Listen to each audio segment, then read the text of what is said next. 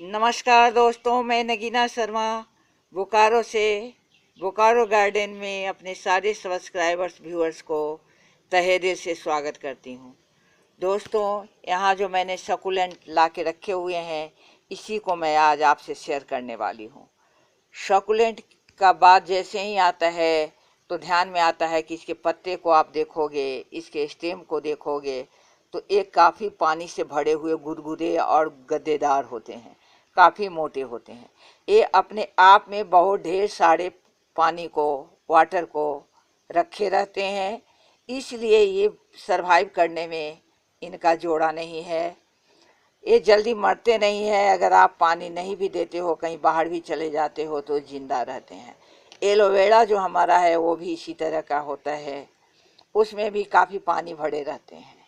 तो दोस्तों, इसमें काफ़ी पानी भरे रहते हैं। जैसे ही मैं कह रही हूँ तो मेरे ध्यान में ये आ रहा है कि मैं आपसे ये बात करूँ कि इन्हें पानी बहुत कम चाहिए। अच्छी ड्रेनेज वाली सॉइल चाहिए। सॉइल इनकी विशेषता है। सॉइल इसकी अच्छे से रखोगे तभी ये रह पाएंगे, वरना अगर पानी इसमें लग गए, पानी अगर रुके रहें तो ये इनके रूट सड़ जाएंगे और फिर ये प्लांट आपके बर्बाद हो जाएंगे। दोस्तों, थोड़ी सी मुझे ज़्यादा पैसे इसमें खर्चनी पड़ी है, क्योंकि मेरे यहाँ ये महंगे मिले हैं। लेकिन मैं जब ऐसा प्लांट खरीदती हूँ तो मेरे समझ में ये आता है कि चलो, मुझे एक खरीदने में तो पैसे लग रहे हैं, लेकिन मैं इससे ढेर सारे प्लांट बना लूँगी, क्योंकि इनको फिर से प्रोपगेट करना, ग्रो करना बहुत ही आसान तरीका है। अभी ये नन्हे से हैं, इसलिए मैं इसे नहीं छेड़ूंगी। जब ये बड़े हो जाएंगे तो मैं फिर इसमें से आपको दूसरे प्लांट लगाकर और कैसे इसको ग्रो करते हैं, कैसे प्रोपगेट करते हैं, ये भी वीडियो मैं आपसे शेयर करूंगी। तो मैं इसे अभी थोड़ी सी अलग करती हूँ और आपसे इसकी सॉइल को कैसे बनाएं इस बात की चर्चा करती हूँ। तो दोस्तों, आप यहाँ पर ध्यान देंगे कि ये जो मैंने यहाँ पर मटेरियल रखे हुए हैं, ये सारे के सारे सेम 1 लीटर के पेंट के डब्बे हैं। अब आप इसमें देखोगे तो यहाँ मैंने शुरू में यहाँ कोकोपीट रखे हुए हैं। कोकोपीट रखे हुए हैं एक डब्बे में, और एक में मैंने खेत की अपनी मिट्टी सॉइल रखी हुई है। ये मेरे खेत की सॉइल है।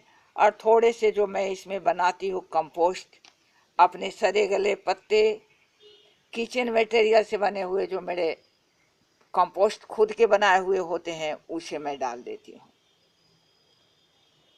अब यहाँ आओगे तो ये परलाइट है, इससे आप लोग परिचित ही हैं। ये परलाइट है। एक डब्बे में मैंने, थोड़ी सी कम थी मेरे पास तो थोड़ी सी कम रह गई है, एक डब्बे में मैंने परलाइट भरी हुई है।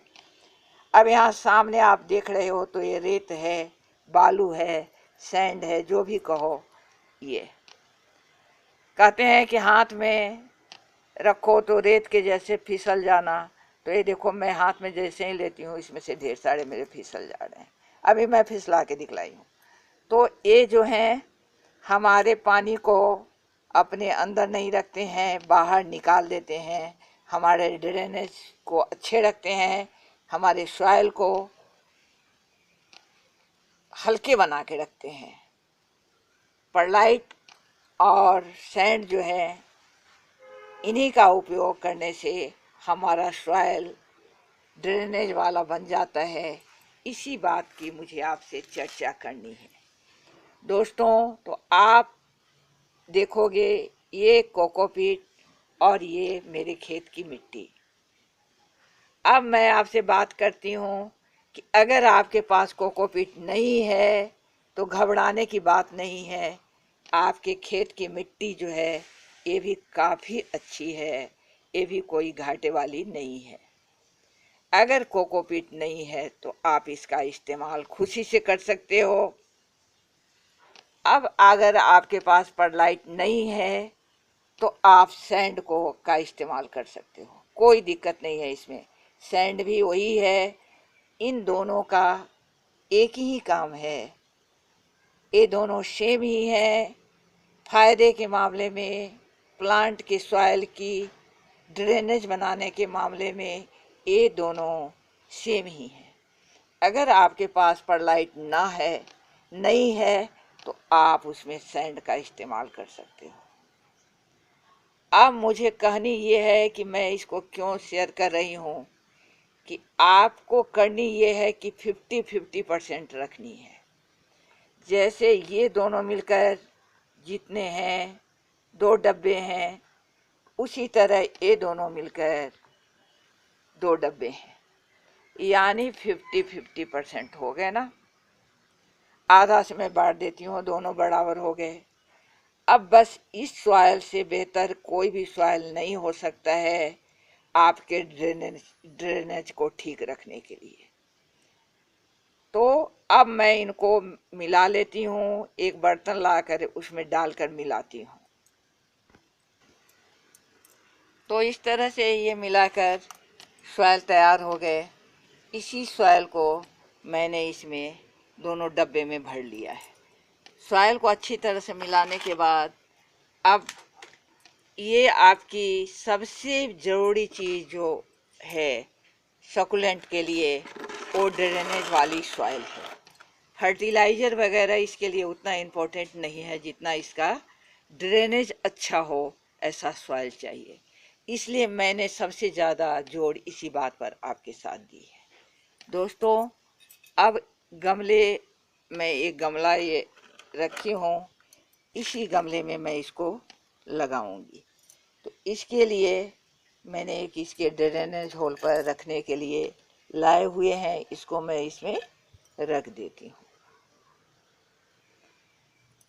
अब थोड़े से कंकर जो बालू में से, सैंड में से छन के निकलते हैं, वैसे कंकर थोड़े से इसमें डाल देते हैं।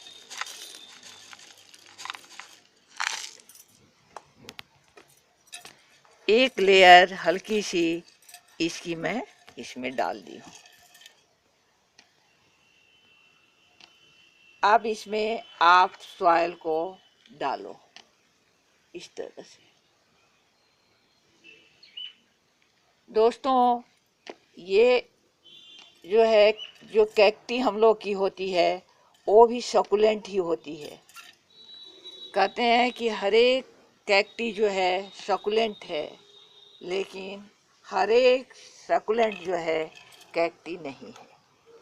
इसमें जो सॉइल इन लोगों ने लगा के रखे हुए हैं, वो सॉइल आप देख लें।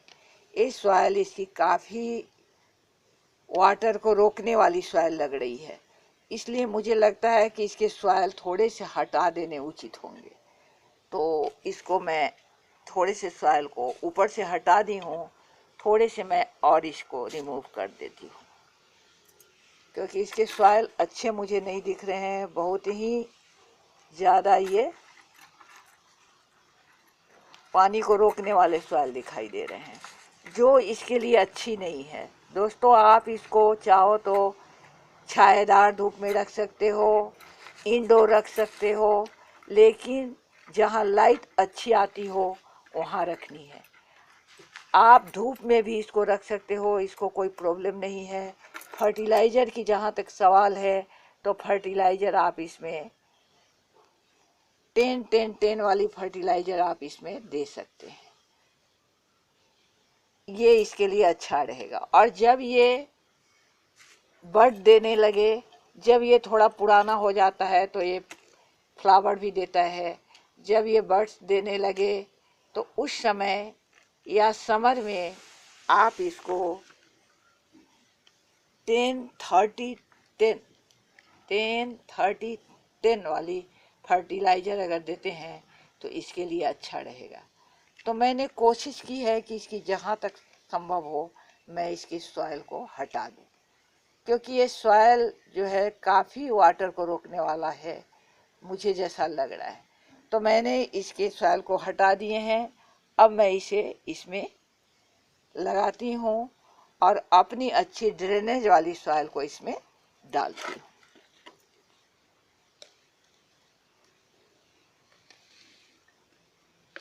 दोस्तों जब ये बड़े हो जाएंगे, थोड़े ये हो जाएंगे, तब इसके और भी प्लांट हम लोग ग्रो कर लेंगे। इसमें पानी बहुत कम दें। सप्ताह में गर्मी के दिन में अगर 2 बार दे देते हो और जाड़े में आप 1 बार ही पानी दें, यहाँ तक कि 15 दिन के बाद भी आप इसमें पानी देते हो तो कोई बात नहीं, अच्छी ही बात है। देखो एक इसके पत्ते बहुत कोमल होते हैं, जल्दी से जल्दी ये टूट जाते हैं। देखो मेरे हाथ लगे और एक पत्ते इसके निकल गए। अब जब ये निकल ही गए हैं तो मैं इनको इसी में डाल दूंगी। देखती हूँ कि हो सकता है कि इससे एक नया प्लांट मेरा तैयार हो जाए, तो इसे भी मैं इसमें डाल देती हूँ, यहाँ पर डाल देती हूँ। देखती हूँ क्या होता है इसके साथ। अब समय है पानी देने का। बार बार ये कहने के बाद कि इसमें पानी कम दें, इसके मरने का एक ही कारण होता है पानी, वाटर। तो लेकिन इसके बावजूद मैं इसमें पानी दूंगी। और पहली बार जब पौधे को, प्लांट को लगाते हैं तो अच्छी तरह से पानी दे देते हैं। देखो मेरे पत्ते कहीं चले गए, तो मैं अभी इसको निकाल लेती हूँ, बाद में डालूंगी। ये सॉइल इसके इतने हल्के हैं कि ये जल्दी से जल्दी सारे पानी, वाटर जो है बाहर नीचे की तरफ आ जाएंगे। ड्रेनेज हो से जब वाटर बाहर आने लगे, देखो किस तरह से पानी नीचे जा रहे हैं। ड्रेनेज हो से जब पानी नीचे आने लगे तब जाकर आप इनको रख दें। और पौधे को, प्लांट को दबाएं नहीं, साइड से थोड़े से ऐसे करके दबा सकते हो, लेकिन दबाओ नहीं। ये देखो ड्रेनेज हो से यहाँ पर पानी आ रहे हैं, उधर से निकल के सारे पानी निकलने लगे। तो दोस्तों इसे आप 10-10 वाली फर्टिलाइज़र दिया करें, और जब बर्ड्स वगैरह आने लगे इसमें तो उस समय आप 10-30-10 वाली फर्टिलाइज़र दें। पानी कम दें, न के बराबर दें। जाड़े में तो और भी कम दें। इसको आप जहाँ चाहो वहाँ रख सकते हो, लेकिन बहुत ज़्यादा धूप में अगर रखोगे तो इसके पत्ते जल भी सकते हैं। इसलिए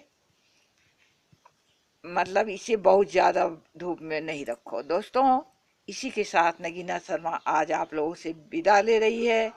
मुझे लग रहा है कि मेरी वीडियो की लेंथ काफ़ी बड़ी हो गई है, तो मैं आपसे इसके लिए क्षमा प्रार्थी हूँ। नमस्कार मेरे दोस्तों, आपको आदाब मेरे तरफ से, और मेरे बच्चों को मेरे तरफ से मेरा बहुत बहुत प्यार।